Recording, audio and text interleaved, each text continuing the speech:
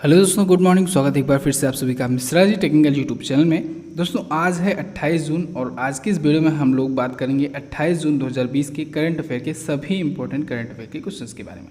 पूरा ध्यान से देखिएगा वीडियो। अगर वीडियो पसंद आए तो इसे लाइक और शेयर करना मत भूलिएगा।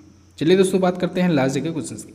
लास्ट डे का हमारा पहला क्वेश्चन था, हाल ही में किस लोकपाल का कोविड-19 से निधन हो गया? तो अजय कुमार त्रिपाठी जी का कोविड-19 से निधन हो गया था। अगला था, हाल ही में जम्मू और कश्मीर में उद्घाटन किए गए देविका और पुनेजा ब्रिज का निर्माण किसने किया? तो इसे BRO के द्वारा बनाया गया है। ठीक है, इन दोनों क्वेश्चंस के बारे में जिन लोगों ने डिटेल में और करेक्ट आंसर किया है उनके नाम मैं आपको वीडियो के एंड में बताऊंगा। चलिए दोस्तों बात करते हैं आज के दिन के पहले क्वेश्चन की। तो पहला क्वेश्चन है, हाल ही में किस बैंक ने युवा पे लॉन्च किया? अभी हाल ही में दोस्तों यस बैंक ने युवा पे नाम का एक डिजिटल वॉलेट लॉन्च किया है अपना। ये डिजिटल वॉलेट होने के साथ साथ UPI पेमेंट सिस्टम भी देगा। ठीक है, UPI पेमेंट फीचर भी देगा। UPI मतलब समझ रहे हैं ना आप लोग, यूनिफाइड पेमेंट इंटरफेस। जैसे फ़ोन पे है, भारत पे है, गूगल पे है, ठीक है, वैसे ही ये भी होगा। यस बैंक का होगा युवा पे। तो एस बैंक आया है। एस बैंक के बारे में हम लोग कुछ और भी डिटेल रिवाइज कर लेते हैं। अभी आपको याद हो कुछ दिन पहले ही यस बैंक ने दोस्तों डिश टीवी में 24.19% की हिस्सेदारी खरीदी थी। ठीक है, यस बैंक दोस्तों विवादों में जब आया था उसके बाद इस पर बैन लग गया था। फिर SBI ने यानी स्टेट बैंक ऑफ इंडिया ने 49% की हिस्सेदारी इसकी खरीदी थी। ठीक है, और यस बैंक के प्रशांत कुमार को बनाया गया है MD और CEO। 2004 में हुई थी इसकी स्थापना। मुंबई में इसका हेडक्वार्टर है। राणा कपूर जी इसके संस्थापक थे। ठीक है, राणा कपूर और अशोक कपूर ने मिलकर के इसकी स्थापना की थी। चलिए नेक्स्ट बात करते हैं। अगला है, फीफा महिला विश्व कप 2023 की मेज़बानी कौन करेगा? तो दोस्तों फीफा वुमेंस वर्ल्ड कप 2023 होगा ऑस्ट्रेलिया और न्यूजीलैंड में, दोनों मिल करके इस बार इसकी मेज़बानी करेगा। तो उपरोक्त दोनों ऑप्शन आपका करेक्ट होगा। इस बार पहली बार होगा जब किसी दो देश के फेडरेशन एक साथ मिल करके किसी फीफा का इस टूर्नामेंट का आयोजन करेंगे। क्लियर है? कौन कौन? एक तो ऑस्ट्रेलिया का जो है फुटबॉल फेडरेशन ऑफ ऑस्ट्रेलिया और न्यूजीलैंड का जो फुटबॉल का फेडरेशन है न्यूजीलैंड फुटबॉल, ये दोनों मिल करके इसका आयोजन करेंगे। कब? 2023 में। ठीक है, फीफा का ये वुमेंस का वर्ल्ड कप होने वाला है। अब देखिए दोस्तों, इस बार एक और रिकॉर्ड बनेगा। पहली बार ऐसा होगा जब 32 टीमें एक साथ भाग लेंगी इस टूर्नामेंट में। ओके, यानी कि टूर्नामेंट भी लंबा चलने वाला है। वोटिंग के बेसिस पर दोस्तों चुना गया कि कौन मेज़बानी करने वाला है। तो न्यूजीलैंड और ऑस्ट्रेलिया में आयोजित होगा फीफा वीमेंस वर्ल्ड कप 2023। अब आया है फीफा। तो फीफा के बारे में जान लीजिए। फीफा का फुल फॉर्म होता है federation international D football association. इसकी स्थापना दोस्तों हुई थी 1904 में। स्थापना हुई थी पेरिस में। ठीक है, पेरिस फ्रांस में। लेकिन अगर आपका हेडक्वार्टर आपसे पूछा जाए तो हेडक्वार्टर आप बताएंगे क्या? हेडक्वार्टर आप इसका बताएंगे ज्यूरिख में, स्विट्जरलैंड में। कन्फ्यूज मत होइएगा, इंपॉर्टेंट टर्म है। फीफा का जो वर्ल्ड कप हुआ था मेंस वाला या मेन वर्ल्ड कप कहें तो वो हुआ था लास्ट का मॉस्को रूस में 2018 में। अब अगला होगा कतर में। ठीक है, 2022 में होगा वो। इसको भी आप लोग ध्यान रखेंगे। अच्छा, कुछ और भी अभी आयोजन से रिलेटेड क्वेश्चन आए थे, उनको हम लोग रिवाइज कर लेते हैं। जैसे अभी बहरीन का नाम आया था। बहरीन दोस्तों चौथे एशियाई युवा पैरा गेम्स की मेज़बानी करने वाला है। इसके साथ ही अभी भारत भी चर्चे में आया था कि भारत में 2022 में होने वाला है महिला एशिया फुटबॉल कप, उसकी मेज़बानी भारत ही करेगा 2022 में। ठीक है, भारत में होगा महिला एशियाई फुटबॉल कप। चलिए नेक्स्ट बात करते हैं। अगला है, हाल ही में किस राज्य सरकार ने महापरवाना योजना का उद्घाटन किया? तो अभी हाल ही में महाराष्ट्र सरकार ने महापरवाना योजना का उद्घाटन किया है। क्यों इसका उद्घाटन किया गया है? जिससे दोस्तों महाराष्ट्र राज्य में जो इंडस्ट्रीज़ हैं उनमें न्यू इन्वेस्टमेंट को बढ़ावा मिल सके, साथ ही साथ न्यू इन्वेस्टर जो हैं उनको अट्रैक्ट किया जा सके। तो इसीलिए ये स्कीम शुरू की गई है महाराष्ट्र राज्य सरकार के द्वारा। ये स्कीम जो होगी दोस्तों ये सिंगल विंडो क्लियरेंस मॉडल सुविधा भी प्रोवाइड करेगी। तो महाराष्ट्र राज्य सरकार ने शुरू किया है महापरवाना योजना। ओके, चलिए महाराष्ट्र आया है तो हम लोग महाराष्ट्र से कुछ इंपॉर्टेंट क्वेश्चन जो आए हैं पिछले दिनों में चर्चे में उनको रिवाइज कर लेते हैं। जैसे महाराष्ट्र की राजधानी मुंबई में दोस्तों एयर20 ऐप लॉन्च किया गया है। क्या? एयर20 ऐप लॉन्च किया गया है। किस लिए लॉन्च किया गया है? जिससे दोस्तों अस्पतालों में कितने ICU बेड हैं या फिर कितने वेंटिलेटर्स खाली हैं इसके बारे में जानकारी मिल सके। जैसे दिल्ली में दिल्ली कोरोना ऐप चलता है। वैसे ही महाराष्ट्र ने दोस्तों आई फ्लोज नाम का एक अभियान शुरू किया है, आई फ्लोज नाम का अभियान शुरू किया था। ठीक है, महाराष्ट्र में ही अभी एक तूफान आया था जिसका नाम था निसर्ग तूफान था, जिसका नाम रखा था बांग्लादेश ने। महाराष्ट्र में यह आया हुआ था अरब सागर से उठ करके। ठीक है, महाराष्ट्र ने दोस्तों अभी हाल ही में पर्यावरण का नाम, अपने पर्यावरण जो विभाग है उसका नाम चेंज कर लिया था। नया नाम क्या रखा था? पर्यावरण एवं जलवायु परिवर्तन विभाग। ठीक है, environment and climate changes department. Maharashtra से एक और क्वेश्चन याद रखिएगा, वहाँ पर एक झील है लोनार झील, जिसका अभी हाल ही में कलर चेंज हो गया था। लोनार झील का रंग बदल करके गुलाबी हो गया था। क्लियर? इतने पॉइंट आपको महाराष्ट्र से याद होना चाहिए। स्टैटिक के बारे में हम लोग और जान लेते हैं। मुंबई यहाँ की राजधानी है और ये रहा महाराष्ट्र मैप में देख लीजिए। उद्धव ठाकरे जी शिवसेना पार्टी से यहाँ के हैं सीएम। राज्यपाल हैं भगत सिंह कोश्यारी। यहाँ का हाई कोर्ट है Bombay high court. Bombay high court के अभी हाल ही में चीफ जस्टिस नियुक्त किए गए थे दीपांकर दत्ता। ठीक है, मैंने आपको 5 मिनट जी के सीरीज में रिवाइज भी कराया हुआ है इसके बारे में। महाराष्ट्र दोस्तों, महाराष्ट्र से ही गुजरात अलग हुआ था 1 मई 1960 को। कब? 1 मई 1960 को। चलिए नेक्स्ट बात करते हैं। अगला है स्विस बैंक में धन जमा करने के मामले में भारत किस स्थान पर है? तो अभी हाल ही में दोस्तों स्विस बैंक ने एक डेटा रिलीज़ किया है। स्विस बैंक का जो स्विस नेशनल बैंक है उसने अपना एनुअल बैंकिंग एनालिसिस जारी किया है, जिसमें बताया है कि स्विस बैंक में धन जमा करने के मामले में भारत इस बार है 77वें स्थान पर। किस पोजीशन पर? 77वें पोजीशन पर है। पिछली बार दोस्तों 74वें स्थान पर था और इस बार की लिस्ट में बताया गया है कि भारत आ गया है 77वें स्थान पर। ये रिपोर्ट दोस्तों है 2019 भर की, यानी कि 2019 साल के अंत होते होते भारत 77वें स्थान पर आ चुका है स्विस बैंक में पैसा जमा करने के मामले में। क्लियर है बिल्कुल? फर्स्ट पर कौन है? फर्स्ट पर है दोस्तों ब्रिटेन। कौन है? ब्रिटेन है फर्स्ट पर। अब चलिए कुछ और भी ऑप्शन दिख रहे हैं, इनको हम लोग रिवाइज कर लेते हैं। जैसे 43वां दिख रहा है।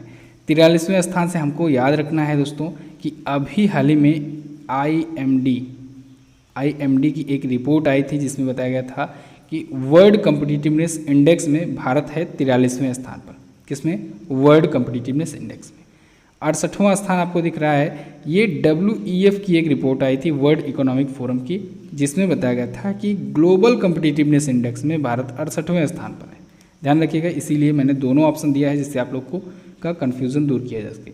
IMD की जो वर्ल्ड कम्पिटिटिवनेस इंडेक्स आई थी उसमें 43 स्थान पर था और WEF की जो ग्लोबल कम्पिटिटिवनेस इंडेक्स आई थी उसमें भारत 68वें स्थान पर था। और जो सी ऑप्शन दिख रहा है आपका 40वां स्थान दोस्तों भारत का था इंटेलेक्चुअल प्रॉपर्टी इंडेक्स में। ठीक है, अमेरिका जिसमें फर्स्ट पर था और इंटेलेक्चुअल प्रॉपर्टी इंडेक्स में इस बार भारत 40वें स्थान पर था। नेक्स्ट बात करते हैं। अगला है किस राज्य सरकार ने आदर्श पुलिस स्टेशन योजना शुरू करने की घोषणा की? तो अभी हाल ही में छत्तीसगढ़ राज्य सरकार ने आदर्श पुलिस स्टेशन योजना शुरू करने की घोषणा की। कब से शुरू होगा? ये दोस्तों 1 जुलाई से शुरू होगा, 1 जुलाई 2020 से। अब इसके तहत क्या होगा?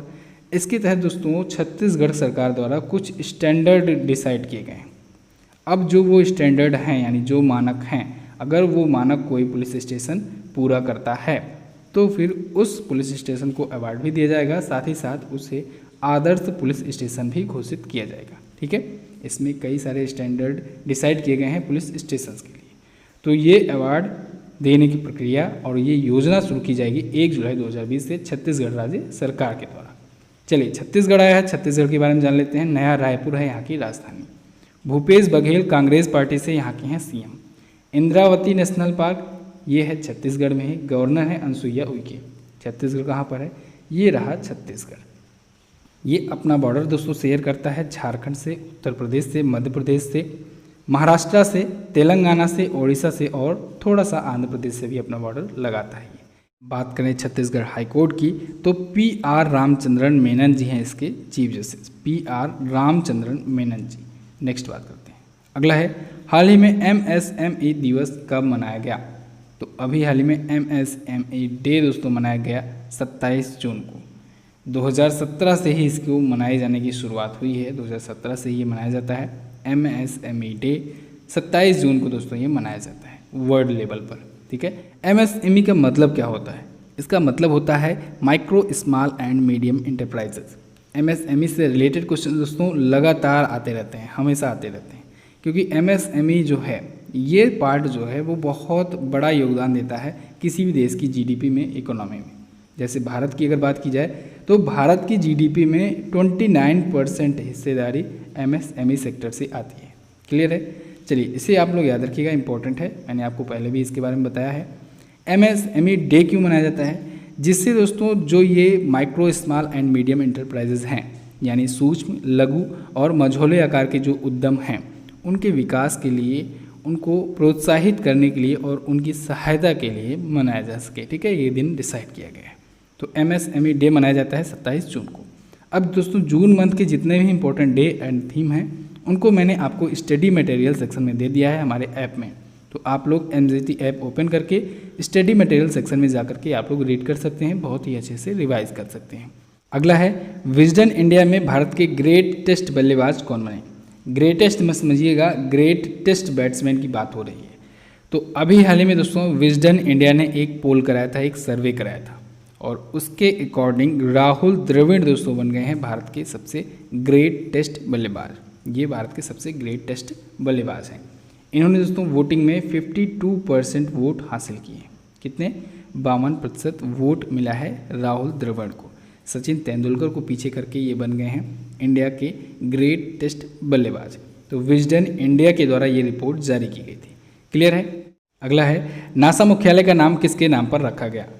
तो नासा के हेडक्वार्टर का नाम दोस्तों चेंज करके मैरी डब्ल्यू जैक्सन के नाम पर रख दिया गया है। मैरी डब्ल्यू जैक्सन ये नासा में वर्क किया करती थी, एक मैथमेटिशियन थी और साथ ही साथ एरोस्पेस इंजीनियर भी थी। 1967 में 1967 में दोस्तों नासा के जो ह्यूमन कंप्यूटर्स टूल थे, यानी ह्यूमन कंप्यूटर्स की एक टीम थी, उसमें ये भी शामिल थी। तो नासा में इनके योगदान के लिए, इनके सम्मान के लिए नासा ने अपने हेडक्वार्टर का नाम चेंज करके इनके नाम पर रख दिया है, मैरी डब्ल्यू जैक्सन। ठीक है, नासा का जो हेडक्वार्टर है वाशिंगटन DC में, उसका नाम अब मैरी डब्ल्यू जैक्सन के नाम पर होगा। क्लियर? बिल्कुल। चलिए नासा आया है तो नासा के बारे में जान लीजिए। नासा का फुल फॉर्म होता है national aeronautics and space administration. इसकी स्थापना हुई थी 1958 में। ठीक है, इसके वर्तमान में एडमिनिस्ट्रेटर हैं जिम ब्रिडेनस्टाइन। नेक्स्ट बात करते हैं। अगला है महाराष्ट्र के नए मुख्य सचिव कौन बनाए गए? तो महाराष्ट्र के नए चीफ सेक्रेटरी दोस्तों बनाए गए हैं संजय कुमार। संजय कुमार जी अजय मेहता के स्थान पर आए हैं। अच्छा, अब अजय मेहता कहाँ गए? अजय मेहता दोस्तों अब जो महाराष्ट्र के CM हैं उद्धव ठाकरे जी, उनके चीफ एडवाइज़र का पद ये संभालेंगे। ठीक है, मुख्य सलाहकार का पद संभालेंगे अजय मेहता। और वो जब चीफ सेक्रेटरी थे उसके पद से हट गए हैं, अब तो चीफ सेक्रेटरी पर आ गए हैं संजय कुमार। क्लियर है? महाराष्ट्र के। चलिए नेक्स्ट बात करते हैं महाराष्ट्र के बारे में, क्योंकि हम लोग जान लिए हैं। अगला है नोएडा के सेक्टर 50 मेट्रो स्टेशन का नाम बदलकर क्या रखा गया? तो नोएडा के सेक्टर 50 मेट्रो स्टेशन का नाम दोस्तों अब होगा इंद्रधनुष मेट्रो स्टेशन। क्यों किया गया है? क्योंकि दोस्तों नोएडा का जो ये सेक्टर 50 मेट्रो स्टेशन था, ये अब ट्रांसजेंडर कम्युनिटी को समर्पित होगा। यानी कि इस मेट्रो स्टेशन पर ट्रांसजेंडर कम्युनिटी के जो लोग होंगे उनको रोज़गार दिया जाएगा और वही इस पर वर्क करेंगे। ठीक है, ये मेट्रो स्टेशन जो दोस्तों जो है वो है एक्वा लाइन पर। एक्वा लाइन क्या होता है? अगर आप मेट्रो से सफ़र किए होंगे तो आपको पता होगा, पिंक लाइन होता है, aqua line, green line, red line, ठीक है, येलो लाइन। तो उसी में एक्वा लाइन पर ये स्थित है, ये पड़ता है सेक्टर 50 का मेट्रो स्टेशन, जो कि अब इंद्रधनुष मेट्रो स्टेशन के नाम से जाना जाएगा। तो इस पर जो वर्कर्स होंगे, जो एम्प्लॉयज़ होंगे, वो ट्रांसजेंडर कम्युनिटी के होंगे, तो जिससे ट्रांसजेंडर कम्युनिटी को रोज़गार दिया जा सकेगा। ठीक है, तो उन्हीं को समर्पित है ये इंद्रधनुष मेट्रो स्टेशन, जो कि नोएडा में है। ठीक है, तो बस दोस्तों ये तो था हमारा आज का दिन का top 10 current affair. I hope आपको वीडियो पसंद आई होगी। वीडियो अगर पसंद आई है, वीडियो को लाइक कीजिएगा, अपने दोस्तों के साथ इसे शेयर कर दीजिएगा। और दोस्तों इसकी क्विज सॉल्व करना मत भूलिएगा, क्विज मिलेगी आपको MZT ऐप पर। बात करते हैं हम क्वेश्चन सब्जेक्ट की। आज का पहला क्वेश्चन है आपके लिए, हाल ही में होप ऑन नामक पुस्तक किसने लिखी है? अगला है हिमाचल प्रदेश हाईकोर्ट के वर्तमान में मुख्य न्यायाधीश कौन है? चीफ जस्टिस पर मैंने आपको वीडियो दी हुई है 5 मिनट GK पर। ठीक है, MZT एजुकेशन 2.0 पर वो वीडियो अपलोड हुई है, उसको भी सब्सक्राइब कर लीजिए, वो भी अपना ही चैनल है दोस्तों। और उस पर आपको बहुत सारे नए नए और इम्पोर्टेंट वीडियोज़ मिलने वाली हैं जल्द ही स्टैटिक से रिलेटेड।